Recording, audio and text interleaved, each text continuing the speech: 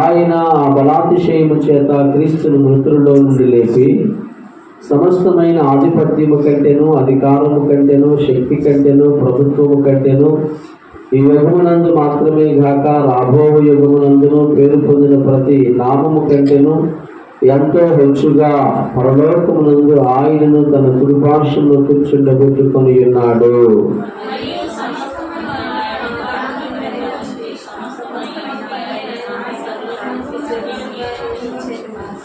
ఆ సంఘము ఆయన శరీరము సమస్తమును పూర్తిగా నింపుచున్న వాని సంపూర్ణత అయి ఉన్నది. ప్రభువు తన పరిశుద్ధ వాక్యమును మన కొరకు దీవించినట్లుగా ప్రార్థన చేసుకున్నాం. పరిశుద్ధుడు అయిన మా తండ్రి యేసు స్వామి, కృతజ్ఞతలు, వందనములు, స్తోత్రములయ్యా. సెలవించబడిన లేఖన భాగములో నుండి మాతో మీరు మాట్లాడండి. మా ఆత్మలకు జీవాహారమును దయచేయండి. వినగలిగే చెవిని, గ్రహించుకోగలిగే మనస్సును, హృదయమును మీరు మాకు అనుగ్రహించమని అడుగుచూ ఉన్నాను. ఎవరి కాలం మీ సన్నిధికి చేరి వచ్చిన బిడ్డలందరి కొరకై స్తోత్రాలయ్యా. మీరే మహిమ పొందండి, మాతో మాట్లాడండి. యేసు నామములో కృతజ్ఞతలు అర్పించి వేడుకొనచ్చు ప్రార్థించుచూ ఉన్నాను మా పరమ తండ్రి. ఆమేన్. ఆమేన్. స్తోత్రం చెబుదాం, అందరూ స్తోత్రం చెల్లించుదాం. హల్లెలూయా, హల్లెలూయా. చాలా సంతోషం ప్రియులారా. ఎఫెసీ పత్రిక 1వ అధ్యాయంలో నుండి మనం వాక్యం నేర్చుకుంటూ ఉన్నాము.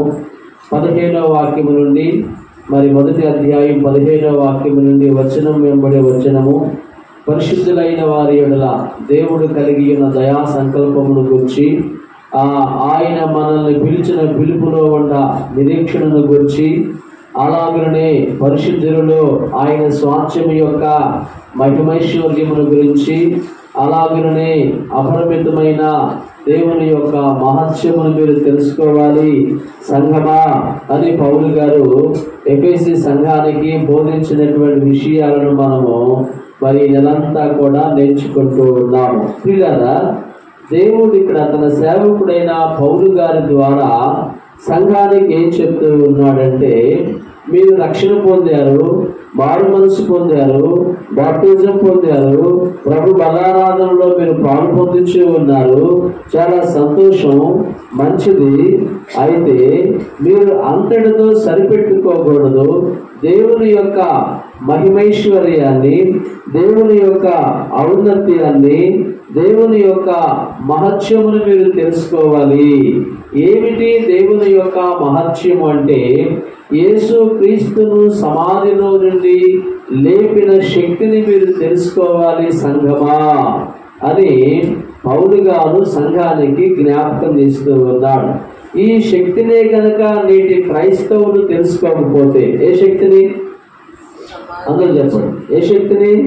యేసు క్రీస్తును సమాధిలో నుండి లేపిన శక్తి, యేసు క్రీస్తు సమాధిలో నుండి పునరుత్థానుడైనటువంటి శక్తిని నేటి క్రైస్తవులు తెలుసుకోకపోతే చిన్న చిన్న అల్పమైన విషయాల దగ్గరే వారు ఆగిపోతారు.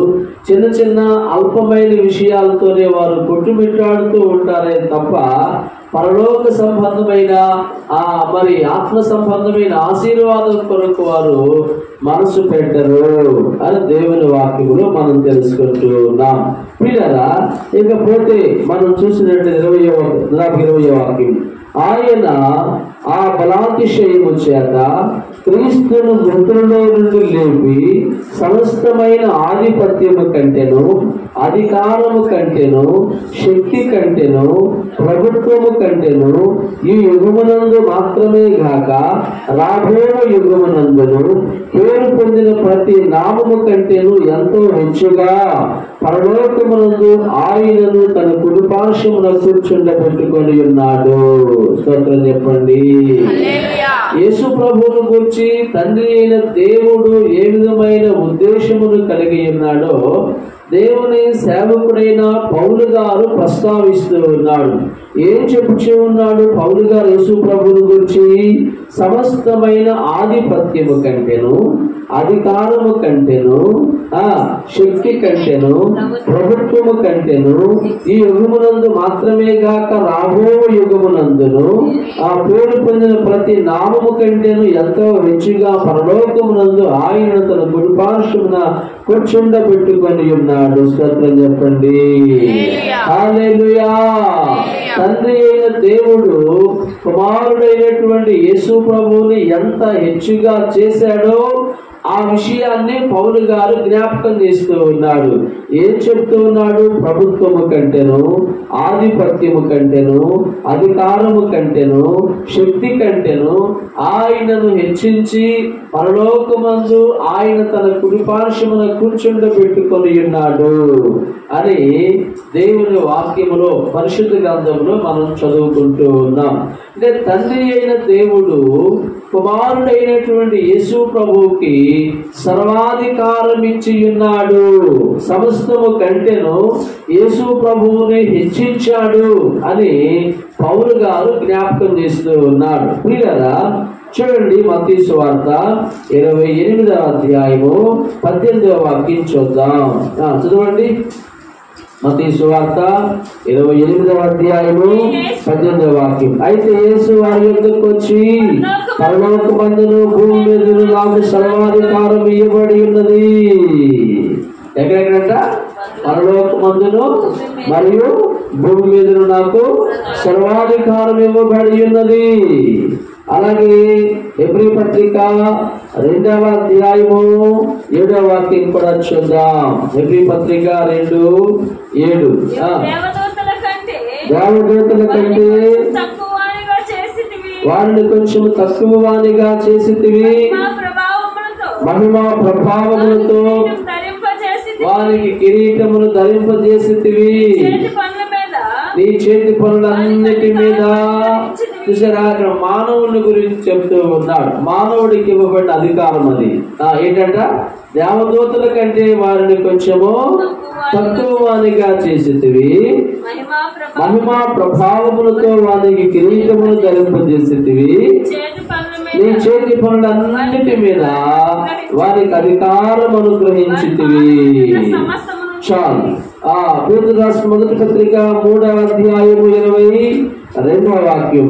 ఆయన పరలోకమునకు వెళ్ళి దూతల మీదను, అధికారుల మీదను, శక్తుల మీదను అధికారము పొందిన వాడై దేవుని కుడిపార్శ్వమున ఉన్నాడు.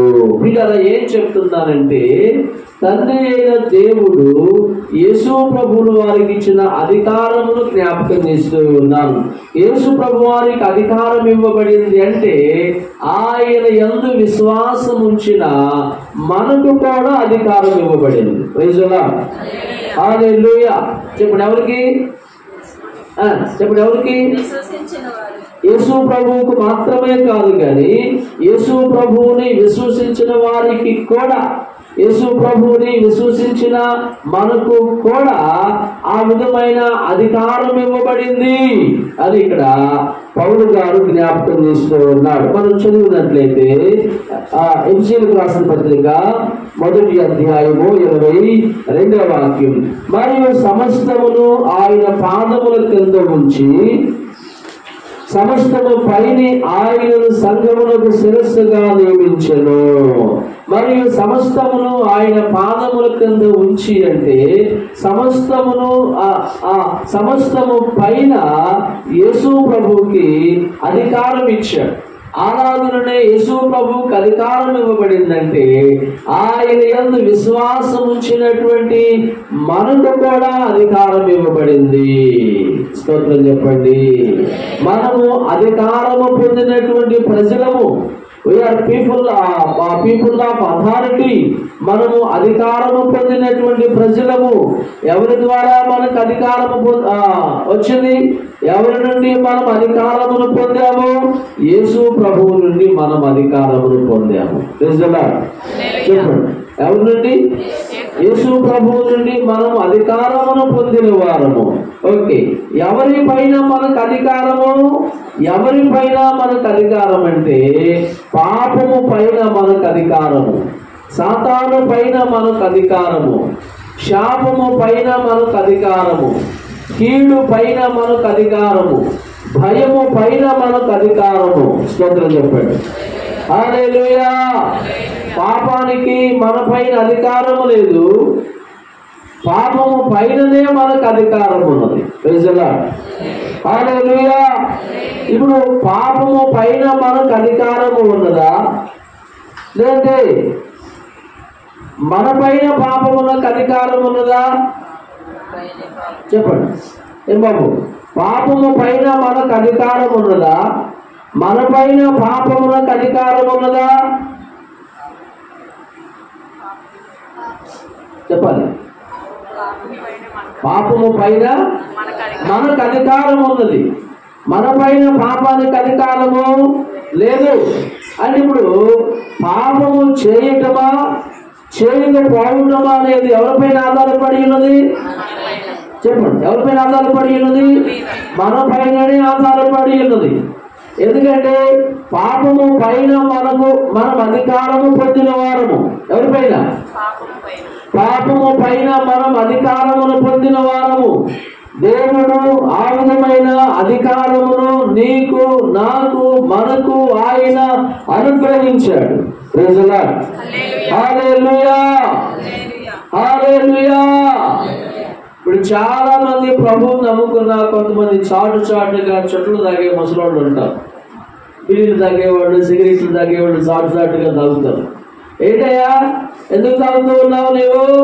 ఎందుకు ఇలా చేస్తా ఉన్నావు బాబు అని అంటే, నేను ఇది మానుకోలేకపోతున్నానండి పాస్టర్ గారు.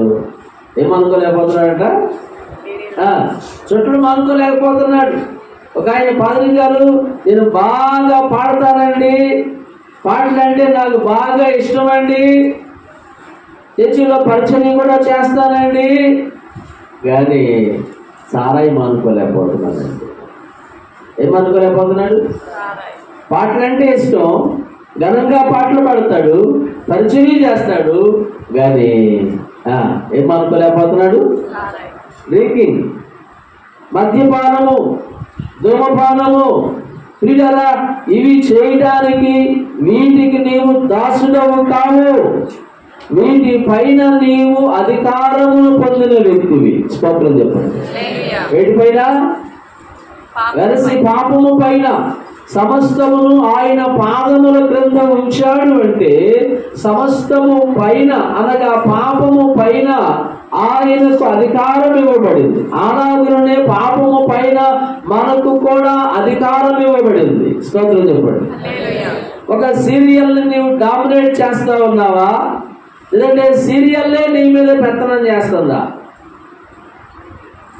ఇక్కడ ఒక సీరియల్ మీద నీవు అధికారిగా ఉన్నావా, లేదంటే సీరియల్ నీ మీద అధికారం చేస్తుందా? అర్థం ఏంటి? మనుషులు దేవుడు తమకిచ్చిన అధికారాన్ని కాలదన్నుకుంటూ ఉన్నారు.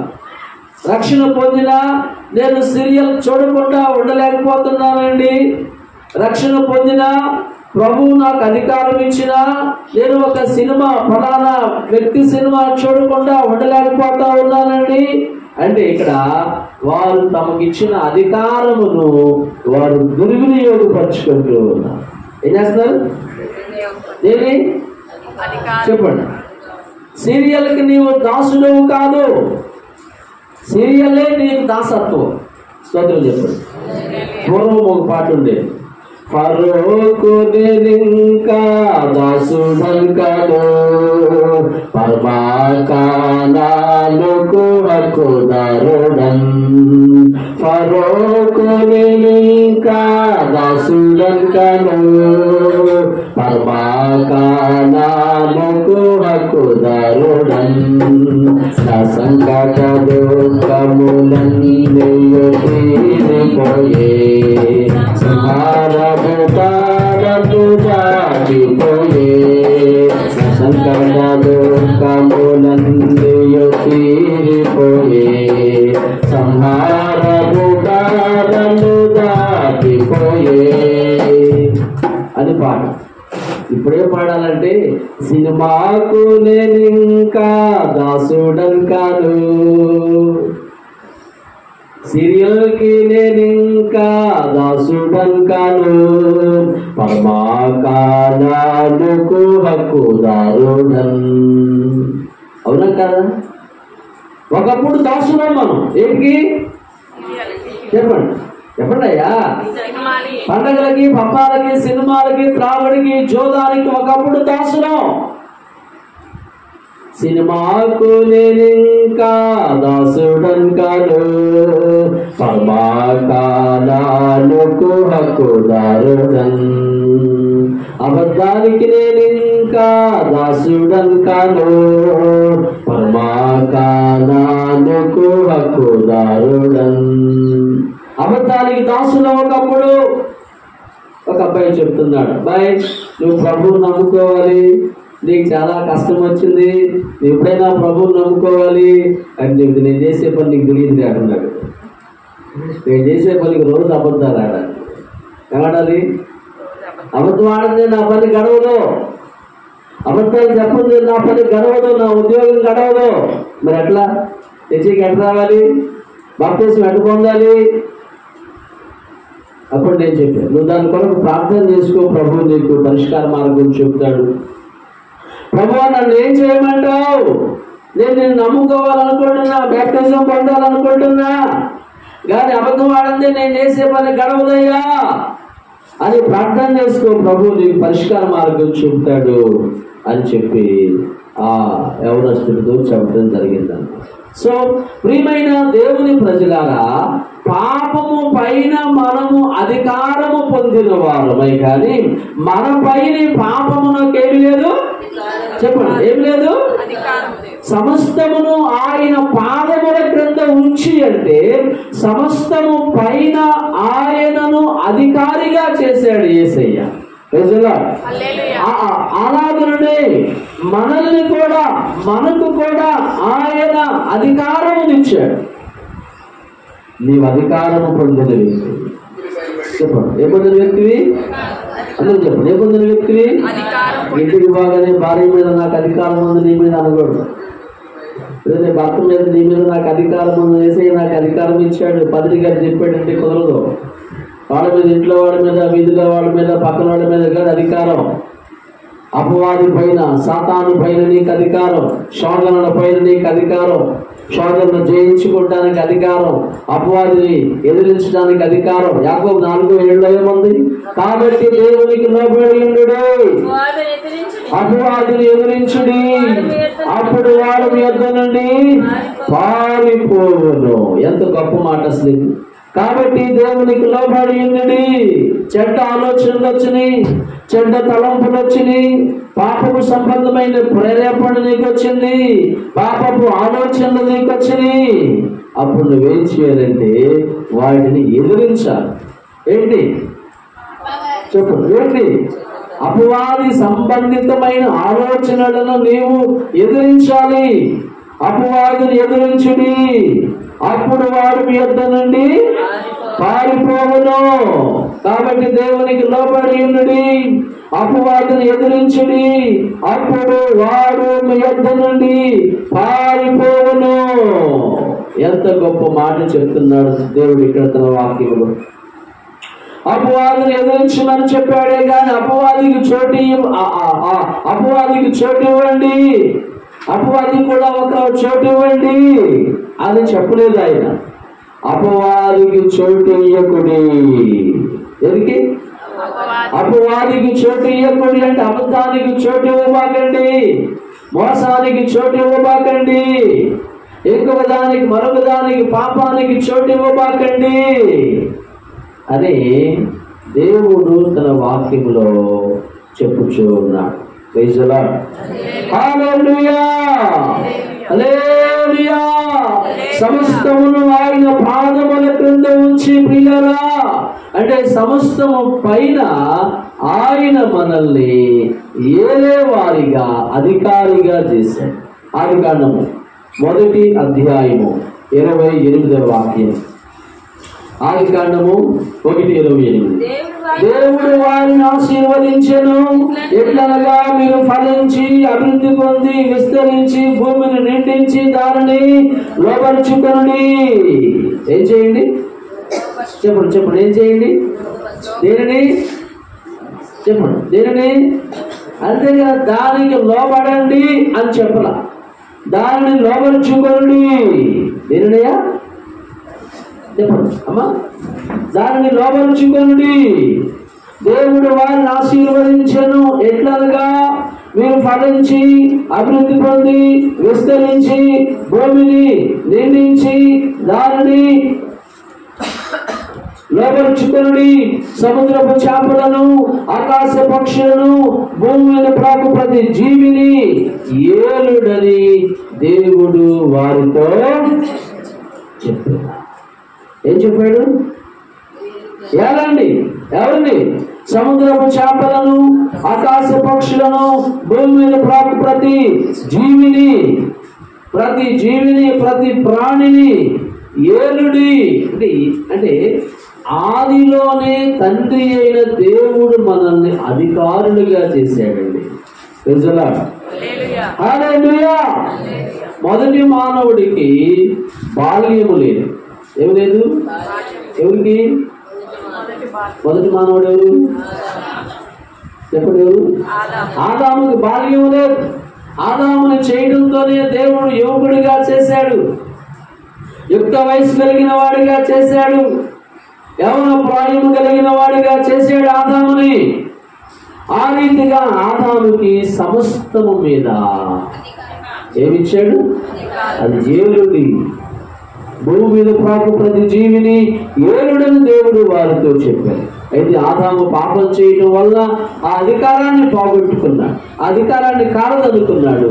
తండ్రి అయిన దేవుడు ఆయన కుమారుడైనటువంటి యేసు క్రీస్తు ద్వారా మరణ మానవులు ఆది మనుషులు ఏ అధికారం అయితే కాదనుకున్నారో, ఏ అధికారం అయితే పోగొట్టుకున్నారో ఆ అధికారమును యేసు ప్రభు ద్వారా మనకి ఇవ్వబోతున్నాడు.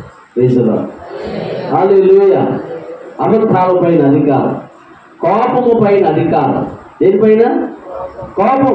కోపమును నియంత్రించుకోగలిగే శక్తిని దేవుడు నీకు ఇచ్చాడు. కోపమును అదుపులో ఉంచుకోగలిగే ఆ శక్తిని ప్రభువు నీకు ఇచ్చాడు. కోపమును అదుపులో ఉంచుకోగలిగేటటువంటి ఆ పరిజ్ఞానమును ప్రభువు నీ చేతిలో పెట్టాడు. నేను ఒక మిషన్ గా చేయలేదు. You are not machine. నీకంటూ భావాలు ఉన్నాయి, నీకంటూ ఆలోచనలు ఉన్నాయి, నీకంటూ తలంపులు ఉన్నాయి.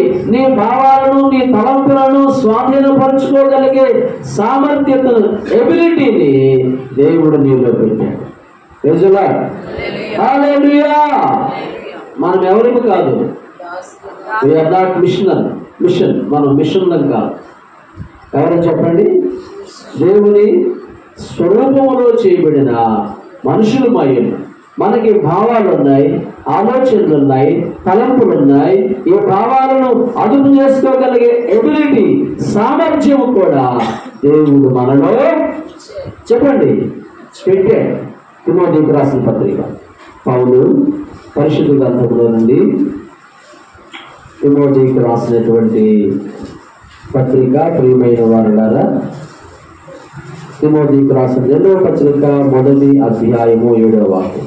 దేవుడు మనకు శక్తియు ప్రేమయు ఇంద్రియ నిగ్రహమును గల ఆత్మనే ఇచ్చును గాని పిరికితనము గల ఆత్మనే ఇయ్యలేదు. స్తోత్రం చెప్పండి. దేవుడు ఏమిచ్చాడంట? దేవుడు మనకు శక్తియు ప్రేమయు ఇంద్రియ నిగ్రహమును గల ఆత్మనే ఇచ్చెను గాని. అక్కడ నెంబర్ కనుక చూస్తే పూర్తి అడుగు ఇంద్రియ నిగ్రహమును గల 3 నెంబర్ 3 చూస్తే స్వస్థ బుద్ధి గల ఆత్మలే. ఏ ఆత్మ అంట?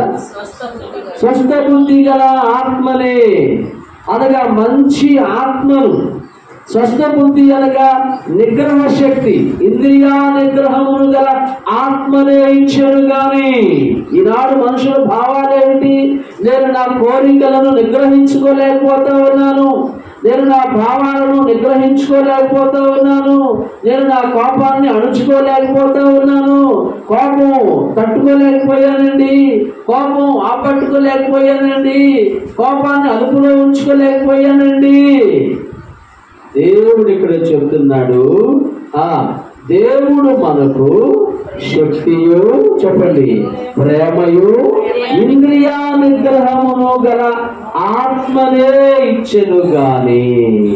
ఇప్పుడు చెప్పండి, నీ కోరికలను, నీ భావాలను, నీ తలంపులను ఏం చేయొచ్చు? అందరూ చెప్పండి, ఏం చేయొచ్చు? నిగ్రహించుకో, అదుపులో ఉంచుకోవాలి. దురాలోచనలు, దుష్ట ఆలోచనలు, చెడ్డ తలంపులు, చెడ్డ ఆలోచనలు నీకు వచ్చినప్పుడు ఆ యొక్క భావాలను, ఆ యొక్క కోరికను నీవు నిగ్రహించుకోవాలి. నో నో నో నో, ఇది మంచి ఆలోచన కాదు, ఇది చెడ్డ ఆలోచన కనుక నేను దీనికి లోబడకూడదు, నాట్ సరెండర్ కాకూడదు దీనికి అని నిన్ను నీవు అదుపు చేసుకోవాలి. స్తోత్రం చెప్పండి.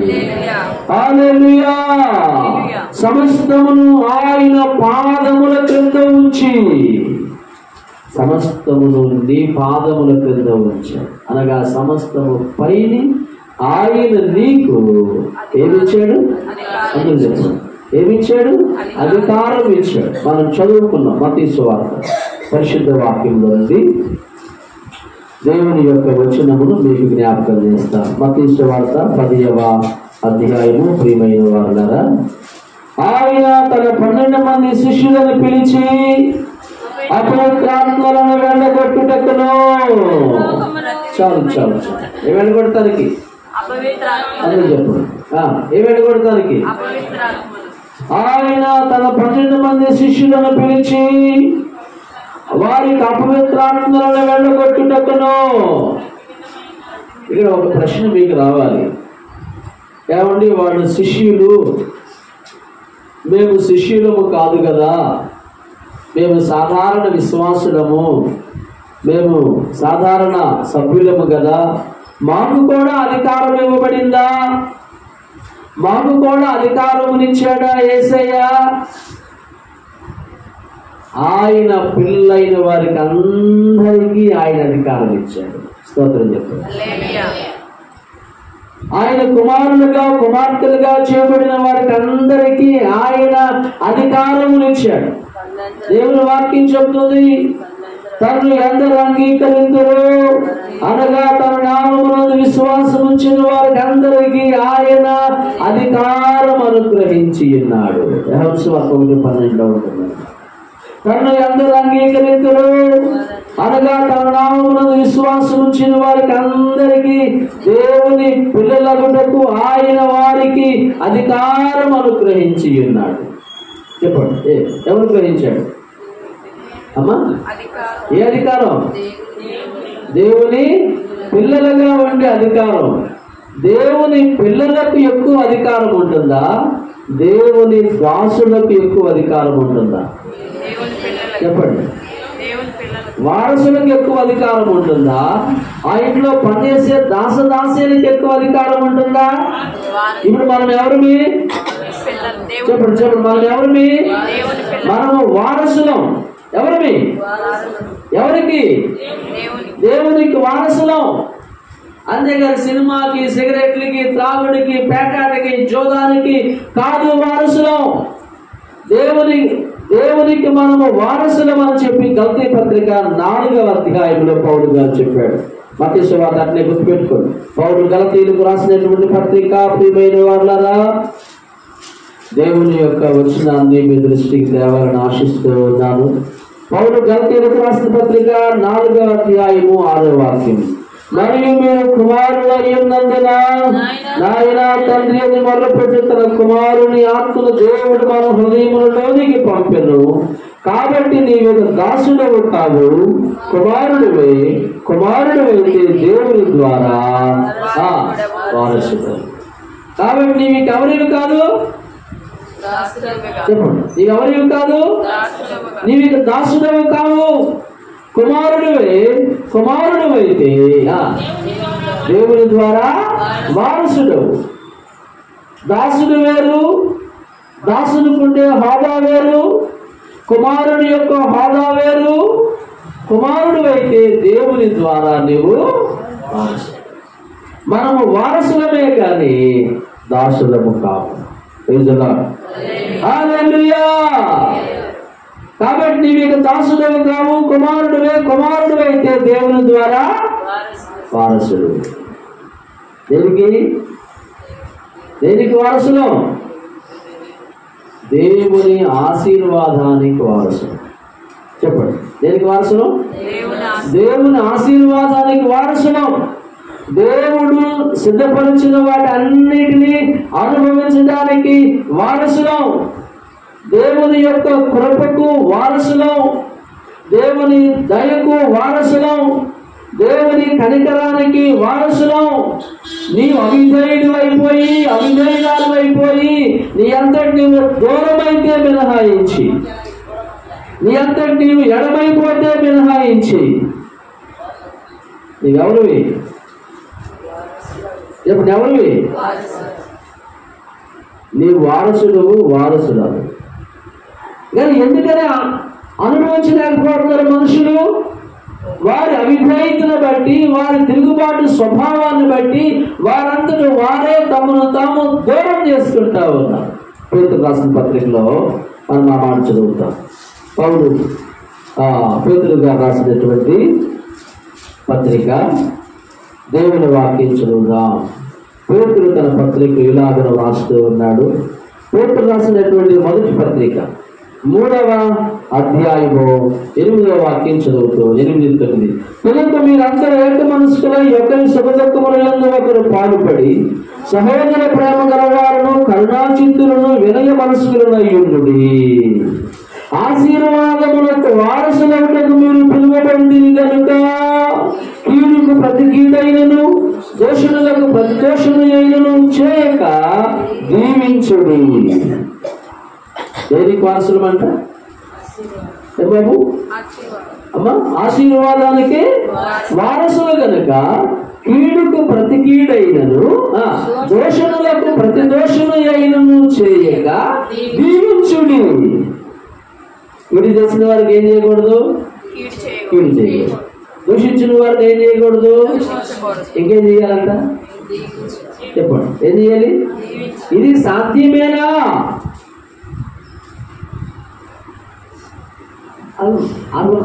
మేలు చేసిన వాళ్ళు కూడా మనం కీడు చేస్తాం.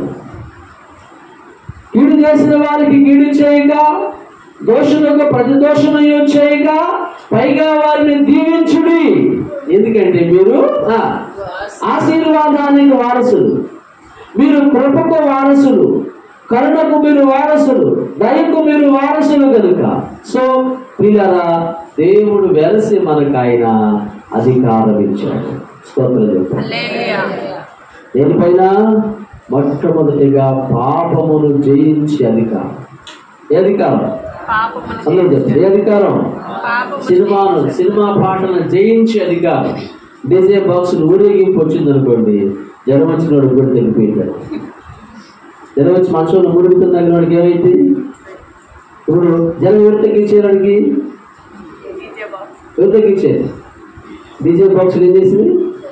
జనం తగ్గించింది. మనుషులు మురుగుతూ ఉన్నా కానీ వాడికి అప్పటికప్పుడు విషయాలు వచ్చింది అన్నమాట. అంటే ఆ పాటను వాడిని ఆకర్షించింది, పాటను జయించింది. వాడిని ఆ డీజే బాక్సులు, డీజేలో వచ్చిన ఆ పాటను జయించుకున్నాడు. వాటి మీద జయము, డీజే బాక్సుల మీద జయము, వాటి మీద విజయము. వీఆర్ ఏ విన్నర్. ఎవరు నీవు? చెప్పండి, ఎవరు నీవు? వీఆర్ ఏ విన్నర్. చెప్పండి, మీ పక్కన చెప్పండి, నీ విజేతవు అని చెప్పండి. విజేతవు చెప్పు, విజేతవు. నీవు విజేతవు అయి ఉన్నావు. వీఆర్ ఏ విన్నర్. చెప్పండి, మీ పక్కన చెప్పండి. నీవు గెలిచిన వ్యక్తివి. ఎవరి మీద? ఎవరి మీద? గుర్తుపెట్టుకోండి, అపవాది మీద గెలిచిన వ్యక్తివి నీవు. అపవాది మీద గెలిచిన వ్యక్తివి, మనుషుల పైన కాదు. చెప్పండి, ఎవరిపైన? అపవాది పైన గెలిచిన వ్యక్తివి. ఇంట్లో వాళ్ళ మీద, వీధిలో వాళ్ళ మీద, స్నేహితుల మీద, చెల్లి మీద కాదు గెలిచింది. విజేతం అంటే పాపము పైన గెలిచావు నీవు. యోహాను పత్రిక 4:4 ఉంది. ఫస్ట్ యోహాను, మీలో ఉన్నవాడు లోకములో ఉన్నవాని కంటే గొప్పవాడు కనుక మీరు వారిని జయించి ఉన్నారు. స్తోత్రం చెప్పండి. హల్లెలూయా. ఇప్పుడు ఒకసారి చూడండి, మనమందరం విజేతలం. చెప్పండి, మనమందరం విజేతలం. మీ పక్కన చెప్పండి, యు ఆర్ ఏ విన్నర్. నీ విజేతవు. చెప్పండి, నీ విజేతవు. ఈ గెలిచిన వ్యక్తి యు ఆర్ ఏ విన్నర్. విజేతవు, విజేతవు, విజేతలు మీరందరూ. You are a winner. గెలిచిన వ్యక్తి విజేతలు. చెప్పండి, ఎవరిని? అపవాదిని. నీ కుటుంబంలో కలహాలు కలిగించే అపవాదిని, నీ జీవితాన్ని క్లమ్సీగా గలిబిలి చేసే అపవాదిని, నీ కుటుంబానికి శోధనలు కలిగించే అపవాదిని, నీ కుటుంబంలో కయ్యాలు తీసుకొచ్చి అపవాదిని నీవు గెలిచావు. వాడు ఓడిపోయినవాడు. సమస్తమును ఆయన పాదముల క్రింద వచ్చి, అనగా సమస్తము పైని యేసుక్రీస్తుకు, అలాగే మనకు తండ్రి అయిన దేవుడు ఏమిచ్చాడు? అధికారం ఇచ్చాడు. మత్తయి 10:1 ఆయన తన 12 మంది శిష్యులను పిలిచి అపవిత్రాత్మలను వెళ్ళగొట్టుటకును, అపవిత్రాత్మ, దయ్యాలు, భూతాలు, పిశాచాలను వెళ్ళగొడతాను, అపవిత్రాత్మలను వెళ్ళగొట్టుటకును, ప్రతివిధమైన రోగమును, ప్రతివిధమైన వ్యాధిని స్వస్థపరచుటకును వారికి అధికారం ఇచ్చి పంపాను. స్తోత్రం చెప్పండి. ఏమిచ్చాడు వారికైనా? ఏ అధికారం? ఒకటి, పాపము పైన అధికారం. రెండవది, అపవిత్రాత్మలను వెళ్ళగొట్టే అధికారం. మూడవది, ప్రతివిధమైన రోగమును, ప్రతివిధమైన వ్యాధిని స్వస్థపరిచే అధికారం. ఇక పాపము గాని, శాపము, దరిద్రత, కీడు నీ మీద ఏలుబడి చేయలేదు. ఒకవేళ నిన్ను బెదిరించవచ్చు పాపము, కీడు, శాపము, దరిద్రత నిన్ను ఊగిసలాడేటట్లుగా చేయవచ్చు. అయినా నీవు ఆ పాపమును జయించగలవు. స్తోత్రం చెప్పండి. ఓడిపోయిన అపవాదిని ఓడిపోయానులే, నేను పడిపోయానులే, సిలువలో ఓడిపోయానులే అని వాడు గురిగా ఉన్నాడు. అపవాది గెలిచిన నీ మీద దృష్టి పెట్టాడు. అపవాది గెలిచిన నీ మీద కన్నేశాడు. అపవాది గెలిచిన నీ మీద మనసు పెట్టాడు. నిన్ను ఎలా చెల్లించుకోవాలని, నిన్ను ఎలా ఓడించాలని, నిన్ను ఎలా ఓటమిలోకి తీసుకురావాలని. ఓడిపోయిన వాడు ఏం చూసుకుంటాడు? ఓడిపోయిన వాడు తోడు చూసుకుంటాడు. నాతో పాటు ఇంకెవరైనా ఉండాలా లేదా? ఓడిపోయిన నేను ఎట్లా వాళ్ళు కూడా ఓడించాలి. అలాగే అపవాది కూడా నీ మీద దృష్టి పెట్టాడు. ఎవరిని మరింగుందా అని వెదకుచు గర్జించుచు ఉన్న సింహం వలె తిరుగుచూ ఉన్నాడని పేతురు తన పత్రికలో రాశాడు. ప్రియులారా, నీకు దేవుడు అధికారం ఇచ్చినా, నీవు గెలిచిన వ్యక్తివైనా, నీవు విజేతవే అయినా, పేతురు రాసిన మొదటి పత్రిక 5వ అధ్యాయం 8వ వాక్యం, నిబ్బరమైన బుద్ధి గలవారే మెలకువగా ఉండుడి. ఏ బుద్ధి? అందరూ చెప్పండి. ఏ బుద్ధి? నిబ్బరమైన బుద్ధి గలవారే మెలకువగా ఉండుడి. మీ విరోధి అయిన అపవాది గర్జించే సింహం వలె ఎవరిని మృంగుదునా అని వెదకుచూ తిరుగుచున్నాడు. మీ విరోధి అయిన అపవాది నిబ్బరమైన బుద్ధి గలవారై, అనగా నిబ్బరమైన బుద్ధి అంటే, నిబ్బరం అంటే ఓర్పు కలిగిన వారు. చెప్పండి, నిబ్బరంగా ఉండండి అంటాం కదా. ఓర్పు కలిగిన వారుగా ఉండండి. నిబ్బరమైన బుద్ధి గలవారే మెలకువగా ఉండుడి. అనగా ఓర్పు కలిగి మీరు మెలకువగా ఉండుడి. ఎందుకంటే మీ విరోధి అయిన అపవాది గర్జించే సింహం వలె ఎవరిని మృంగుదునా అని వెదకుచూ తిరుగుచున్నాడు. ఓడిపోయిన వాడిని ఓడిపోయింది అనుకోడు. ఏదో విధిగా నేను అన్నానున్నట్లుగా మరలా మన మీద అగ్ని బాణాలు ప్రయోగించడానికి అతడు మరి ప్రయత్నం చేస్తూనే ఉంటాడు. వాటన్నిటిని మనం నిరంతరము జయించుకోవాలి. స్తోత్రం చెప్పండి. జయము, విజేత అనేది ఒక రోజుకి సంబంధించింది కాదు. నిన్నటి రోజున గెలిచాము, ఈ రోజు గెలుస్తూ ఉన్నాము, రేపు కూడా మనం గెలవాలి. హల్లెలూయా. విజయం అనేది 3 కాలములకు సంబంధించింది. నిన్న గెలిచాము, ఈ రోజు గెలుస్తూ ఉన్నాము, రేపు కూడా గెలవాలి. అలా స్టాండ్ అందరూ నిలిచి నిలబడి రెండు చేతుల ఆకాశం తట్టు చాపి ప్రార్థన చేసుకోండి. ప్రభు మనకు అధికారం ఇచ్చాడు, పాపము పైన అధికారం ఇచ్చాడు. అలాగే అపూర్తించుకోగలిగే శక్తి నీకు ఇచ్చాడు. ఆయన శక్తియు ప్రేమయు ఇంద్రియ నిగ్రహమును గల ఆత్మనే ఇచ్చాను గాని ఆయన ఇయ్యలేదు. పాపపులని అదుపులో ఉంచుకోవాలి, పాపపు ఆలోచనల్ని అదుపులో ఉంచుకోవాలి, పాపపు తలంపుల్ని అదుపులో ఉంచుకోవాలి. అపవాదిని ఎదిరించి అధికారం నీకు ఇచ్చాడు. కాబట్టి దేవునికి లోబడి నీకు అపవాదిని ఎదిరించినప్పుడు వాడు మీ యొద్ద నుండి పారిపోవని చెప్పాడు దేవుడు. పరిశుద్ధమైన మా తండ్రి యేసు స్వామి కృతజ్ఞతలు, వందనములు, స్తోత్రములయ్యా. అనగా సమస్తము పైన ఆయనకు అధికారం ఇచ్చి అలాగనే మాకును మీరు అధికారం ఇచ్చారు. మేము యొక్క దాసులము కాము. పాపానికి, సినిమాలకు, సిగరెట్లకు, జోదానికి, ఇంకా రకరకాల దుర్గుణాలకు మేము దాసులము కాము. మేము నైనా కుమారులమై ఉన్నాము. కుమారుడు అయితే దేవుని ద్వారా నీవు వారసులము, మేము వారసులమై ఉన్నాము. దేవా కృతజ్ఞతలయ్యా.